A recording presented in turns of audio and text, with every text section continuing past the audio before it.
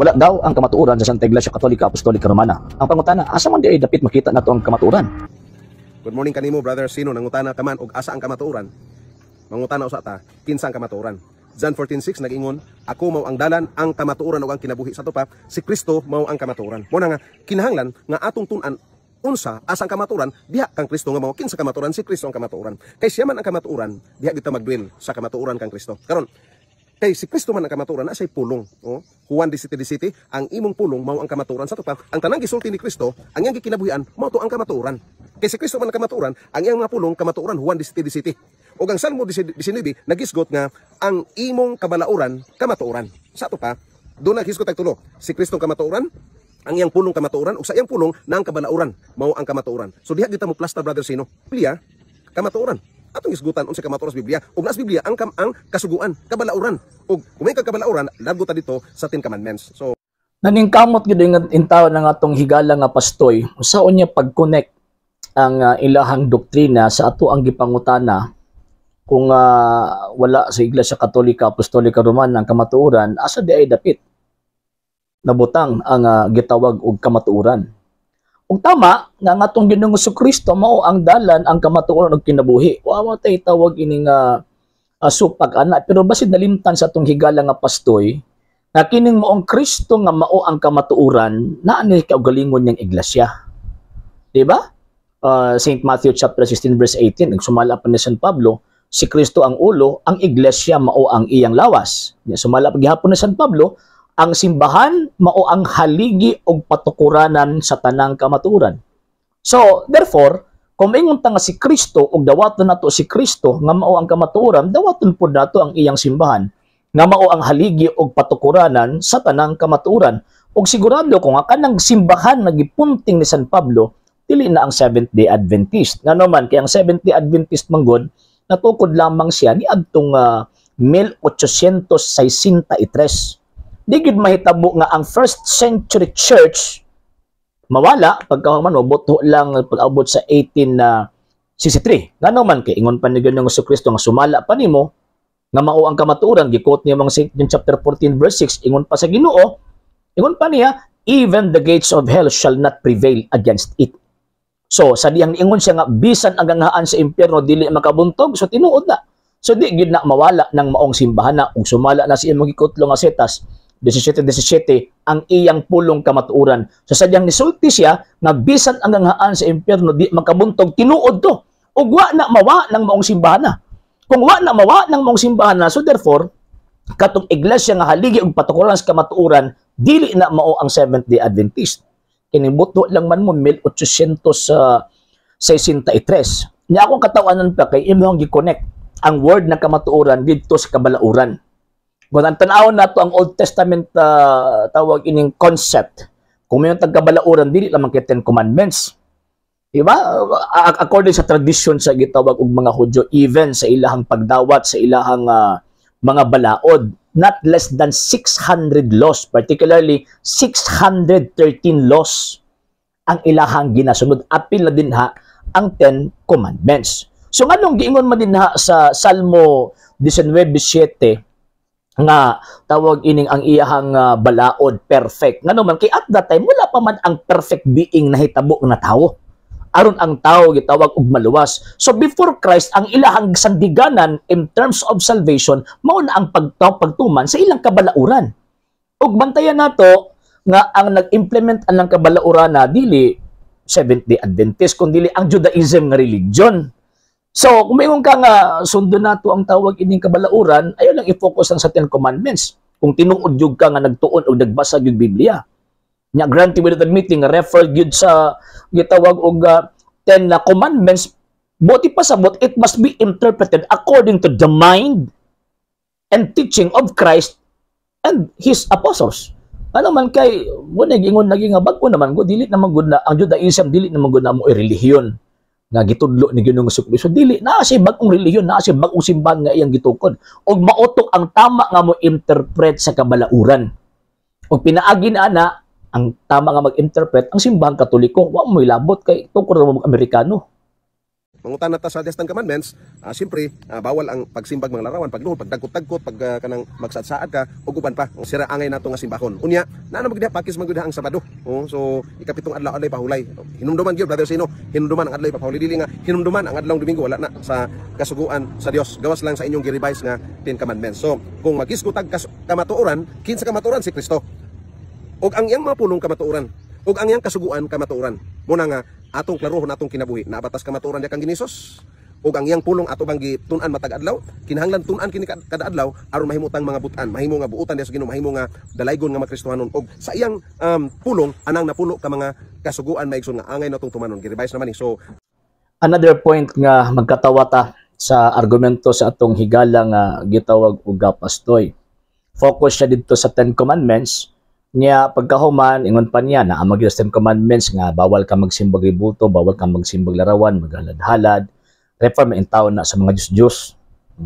Dili lang gud nato i-generalize kay kung imuha nang i-generalize subuti pasabot na kay Malaysia nga dauton yung mga usa ka pundok nga naghupot og mga ribulto og gitawag og mga larawan. So mahulog ang imong presentation na mahimong half truth. Kung tinuod gyud nga nagtudlo kas kamatuoran, imong isulti nga kanang giingon og gibawal sa Exodus chapter 20 kanang sa napulo ka sugo imahin og mga ribulto sa mga Diyos-Diyos, dili mga ribulto sa mga santos ug walay labot ang mga ribulto sa mga santos. Number 2, imo na pong gipasikat ang tawag ining Sabado. But kwan nila kay kuya ba kanang tawag anang Brag Silvi focus kanila ang focus kayo nila ang gitawag og Sabbath day. Kanang Sabbath day mosugot tag sa dili gihatag na sa Dios ngadto sa Israelita. Exodus chapter 31 verse 16 kay mao na ang wala nilay walay katapusang kasabutan between the Israelites and the God who gave that law or who was the promulgator of the law. So siya man ang nagpromulgate ni anang maong gitawag og balaod. So therefore kung kinsa tong iyang gitagaan sa balaod mo mo implement sa balaod. So kung imong tan-awon ang daang testamento, ang implementor sa balaod mo ang Judaism. Dili ang Seventh-day Adventist. Kay dili man Seventh-day Adventist ang implementor of the law, nya pagkahuman magbuot-buot og implement ang Seventh-day Adventist sa giingong napulo ka sugo sa gisulti sa balaang kasulatan, unya di sila ang otoridad nga gitagaan og katungod nga mag-implement ng suguan, yung mga bakako ng Seventh-day Adventist. Di ba? Number 3 points. Yes, nag-ingon ang Ginoong Dios nga pagpahulay mo. O nga nang resulti man ang Ginoong Dios nga pagpahulay mo. Kaya naulipon man ang Israel sa Egypt for not less than 400 years. O in particular 430 years. So kinahanglan gid sila og tawag ining pahulay. So effective lang ang maong adlaw igpapahulay alang ni adtong mga tawo nga naulipon didto sa Ehipto. Ya kamo naulipon din mo sa Ehipto. Kaluoy bagod nga mag-apil-apil mo anang mo gitawag og labot. Muna, si Kristo, ang iyang mga apostol, kay naaman sila bloodline sa Israel, nisunod sila sa hinungdan nga secularly, tungod kay usa ka na, di lamang ka na doctrinal law or doctrinal teaching, kung dili usap po na ka secular law, niya pagkahuman na kuan man sila, kining good citizen man sila or kaning tawag ining nagatungman man sila sa balaod sa gitawag og estado, so therefore mosunod sila. Kanya, mga Hudyo gud sila. So ang ilang religion po Judaism, dili Seventh-day Adventist. So nisunod sila in the name of tawag ining the secular authority. Pero in terms of doctrine ginakorek ng Kristo. 5:18 San Mateo 12:1. Ginakorek ng Kristo in terms of doctrine, pero in terms of secular implementation sunod sila. Kay kuan man sila, law abiding citizen man sila. Okay, so karon so kanang giingon din nga sugo again exclusive na for the Jew. Pero pag abot ni Kristo pagtukod niya sa iyang simbahan naagihapon ang napulo ka sugo pero kadtong Sabbath day nga gisulti nagihatag dito sa mga Hudyo, it must be interpreted according to the mind teaching of Christ through his apostles. So kinang i-interpret na siya sa pangunahon ni Kristo ug sa pangunahon sa gitawag og mga apostol. So unsa man ang esensya? Unsa man ang esensya anang Sabat? Ang pagsimba. Mabitaw ang Sabbath day according sa balaang kasulatan, it is a Jewish day of worship, dili Christian day of worship. Sa mo na pag-abot ni Kristo, gi-interpret siya as Christian day of worship. Unsang adlaw? Unsa ding adlaw magsimba ang mga apostol nga diin mooy nakapahimong nakahatag og esensya sa usa ka Sabat. Unsang adlaw nila gisimba sa Kristo? Domingo. Dili adlaw sabado kay di naman sila under sa Judaic religion. Domingo sila. So mo na interpretation sa mga Kristiyanos. Pabot kung tan-awon nato ang balaang kasulatan, never ang mga apostol nagtudlo concerning the law of the Sabbath. Wag sila tudlo ana. Ug way mga apostol nagtudlo nga ningon nala tumano nato ning adlaw ipapahulay. Wala nga naman kay naa sila'y adlaw nga igsisimba na kung diin mao nay gigahin nila nga adlaw gipili ni Kristo nga adlaw na kung diin simbahon siya. Wag yung reklamo si Kristo na simbahon siya anang adlaw. Mao nga ang mga apostol kani adto magsimba kang Kristo adlaw Domingo. Sa mga Hudyo ay problema adlaw nga igpapahulay pag-abot sa Kristiyano kanang yung adlaw ipapahulay ang esensya niya pagsimba adlaw Domingo. Okay? Atong sulti nga ang tanan nga mga Sunday keeping Christians, either Catholic or Protestants or Greek Orthodox, sila tanan mihawa sa maong kamatuoran. Kay wala naman nila himua ang pagbantay sa adlaw ipahulay. Ang Ginoo importante hinumdumi ang adlaw ipapahulay. Ipahinduman gyud nato pero nganong grabe nakalimot ang halos mga katawhan sa tibok kalibutan tungod kay Daniel 7:5 gitagna man gud nga mihari kining religio political power, sila nay mihari og ilang gipansak maigsoon ang paganismo nga pagtulunan nga ang Sandiloy ni Constantine the Great. Unya nahimo na lang in taon nga nawala ang murag hapit nawala ang kamatuoran na lubong sa yuta apan ang Seventh Adventist Church maigsoon the True Church nagapadayon ni ining biblical nga kamatuoran diha kang Ginisos sama kang Ginisos na kinabuhi kang Ginisos ug nagatuman sa iyang kasuhan apil gyud ini ang adlaw pahulay Sabado maigsoon ikapitong adlaw. Lain pang gitawag og katawanan ingon pa niya nga ang Seventh-day Adventist True Church daw kuno. So pagka True Church ano nga gitukod ra mga Amerikano. Upat ka mga Amerikano ang nagtukod sa Seventh-day Adventist. Ellen G. White, iyang bana si James White, J.N. Andrews ug Joseph Bates. Pagkahuman, kano nagtukod ang Seventh-day Adventist tungod kay tawag ining kuan sila, ining resulta sila sa pagkapalpak ni William Miller. So ang Seventh-day Adventist dili mahitabo nga tinuod na iglesia ang gitukod ni Kristo tungod kay resulta sila sa palpak, pagkabakakon, pagkamini nga propeta ni William Miller. Nya True Church day na. Number 2, ingon pa lang nga nagtuo may misa gitawag og biblical truth kinsa inyong teacher. Dili pwede nga naay libro kung walay teacher. Kinsa may teacher ninyo? Kinsa may teacher ni Ellen G. White? Wala man sa balaang kasulatan nga palakon sa tibuok kalibutan pabasahon ng Biblia ug makaplag sila kamatuoran. Wala oy. Naay teacher nga motudlo. Number 3, ingon pa niya sundon gyud ang gitawag og adlaw ipapahulay kanang mga Sunday keeper kuana mihawa na sila sa kamatuoran kay wa na sila mituman sa adlaw gitawag og igpapahulay. Tinuod ba kagyud kana manihawa ang tawag ini mga Kristiyano may tungod sa adlaw nga igpapahulay? Actually in essence wala. In essence sa esensya wala mihawa nga naman kay nagpabilin gyapon ang pagsimba ngadto sa Dios. Lahi lang ang tawag ining adlaw sa hinungdan nga dili naman applicable ang adlaw ipapahulay sa mga Kristiyano kay wa man maulipon ang mga Kristiyano sa Ehipto. Kay ang reason nga nung gihatag again ang adlaw ipapahulay tungod kay kasabutan na tali sa Dios ug sa Israel nga ang Dios mo ay nagpagawas kanila gikan sa kaulipnan sa Ehipto. Mao man na. So kanang pag-ingon nga nagsimba kang Kristo sa adlaw nga Domingo dili man na paghawa sa gitawag og adlaw ipapahulay. Ang esensya gikuha, ang moral essence of that day of worship gikuha o gi-interpret sa bag-ong interpretation according sa pangunahon ni Kristo ug sa mga apostol. Mabait na kung tan-aw nimo ang tawag ini nga bala ang kasulatan ug ang tradisyon sa mga apostol, never nga ang day of worship nila adlong Sabado, never.